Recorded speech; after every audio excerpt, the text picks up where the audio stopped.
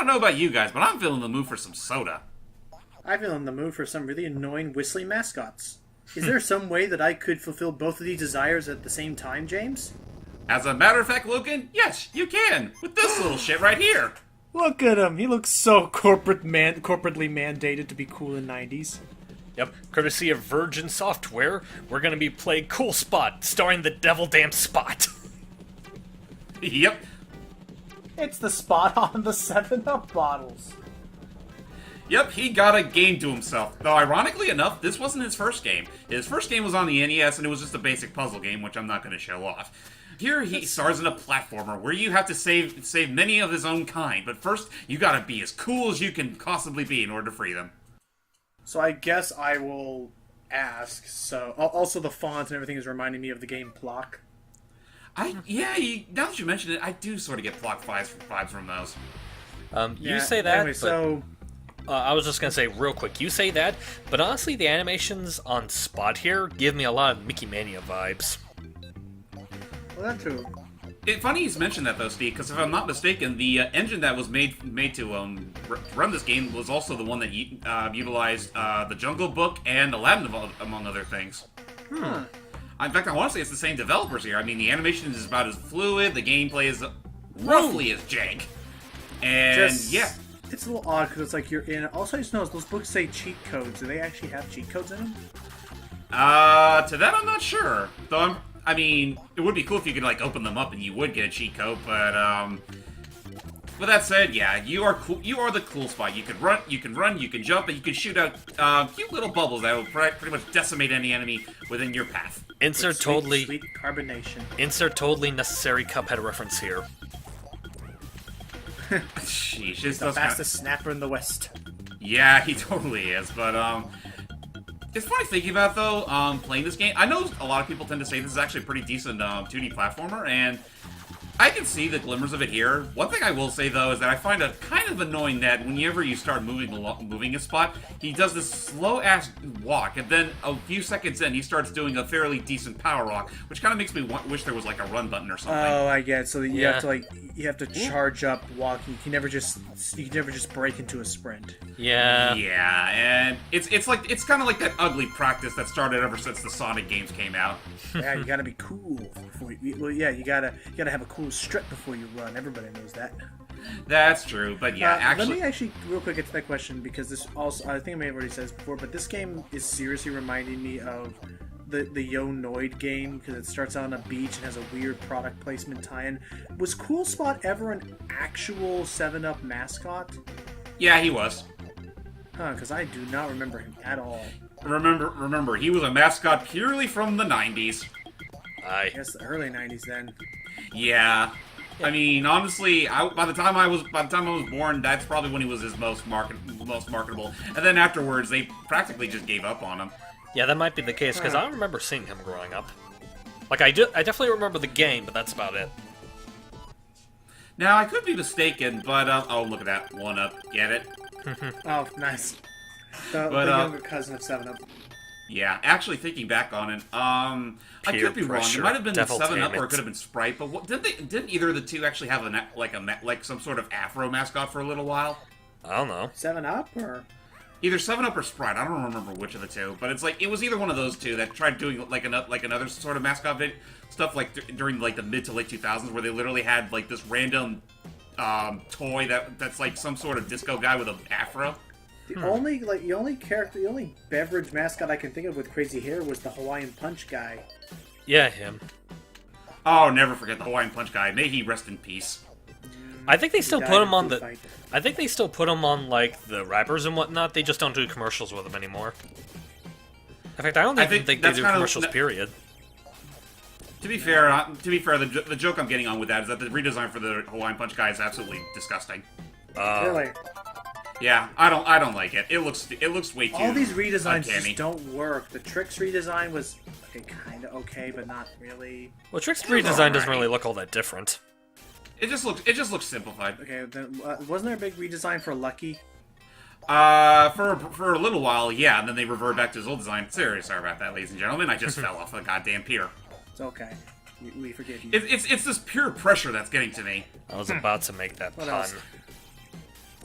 Sorry. Well, to be fair, the game already did it. Yeah. Yeah. I know I think Chester Cheetah had a redesign at some point. He sort of did. He mainly just goes for a very CG look now, and something a little more lean and mean. Okay. His head's certainly not as big, if I remember correctly. I think. Also his voice isn't quite as groovy. Actually, it's not. It's kind of like, I'm not sure if it's groovy. It definitely. I'm not quite sure how I can really describe it. Like, it's still deep, but it's not quite like, yo, groovy. In fact, I think it's more like he's trying to sound really, like, suave. That's kind of what I feel for him now. It's like, he's not trying to be groovy, he's just trying to be the suave man. Because I love this like dangerously cheesy. I'm not sure if he even says that on the commercials anymore. I want to say back in the day he did. Yeah, he did. I know they can't say dangerous, otherwise the parents are like, dangerous, as they cup their 17-year-old child to their chest in fear of the outside world. Actually, since we're speaking of the Cheeto, I will not. Since we're speaking of Chester, I know he definitely had at least one game on the Genesis. He had 2 games in. Yeah, I mean they looked cool, but that's all I can really give him. Yeah. I will once again say, as Game Grumps proved, it's like one of the oldest examples of a game that can seriously just become broken suddenly. Yeah. Long story short, they had an episode with Chester Cheetah where they literally broke the game. Like he just started, oh no, cool spot. He literally peeled off the top. Aww. How many we run lives already? I jumped at it. Okay, fine, let's go. But now to go down memory lane for Logan's sake. Remember these guys? Oh gosh, I remember this one. I forgot their name, but I'll remember once I see it. Holy crap! It's just Virgin again. Yeah. It's just Virgin again. I swear. But wait, there's more. I swear, that's still the creepiest Double Damn logo. What on earth are these? Not as creepy as Illusion Interactive. I might have to look that up because that doesn't immediately come to mind. So yeah, the same peeps that made Toonstruck, they made this game too. Huh.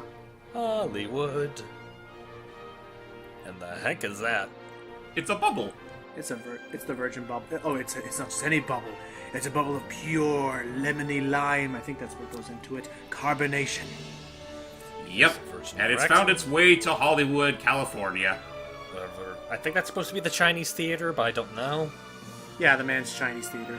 Burst production. All the production value of this intro cutscene certainly reminds me of Toonstruck. Yeah, all the hokey-looking CG. Spot, starring as himself in... I wonder how long this took... I wonder how long this was released from Toonstruck. Yeah, also, what console is this on suddenly? PS1. Ah, okay, I was gonna say, there's no way this is on the Genesis again. No, this game was released on the PS1 and the Sega Saturn, though there technically was also a Genesis version, which is a bit different. And of course, but I decided to play... Oh, yeah. We go to a movie theater, but not just the movie theater, but the beautiful, luxurious... Also, I'm sorry, this instrumental, it keeps making me think it's about to hit into the Jurassic Park theme. I was thinking the exact same thing! It's like so close. There we go. And the sad thing is, I think it's because of this song alone that this video got a copyright notice. Also, speaking of copyright notices, how sad. Cool Spot couldn't even be on a 7-Up machine. He stole his own soda from the company. And he's on every Devil Damn slot. He has his own brand. There he is. Ooh. Wow. That's some good... Oh yeah, that's some Toonstruck animation. Same people. Oh dear. Ooh. Where's the live action? That wasn't live action. Well, it's about as close to live action What was that thing? Yeah. So, spots don't like interacting with humans? I guess not.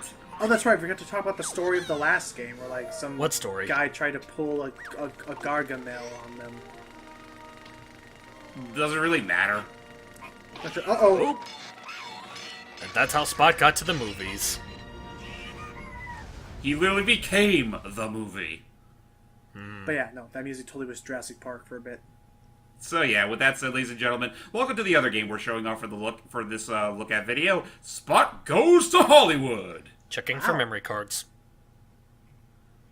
Pretty decent shovelware so far.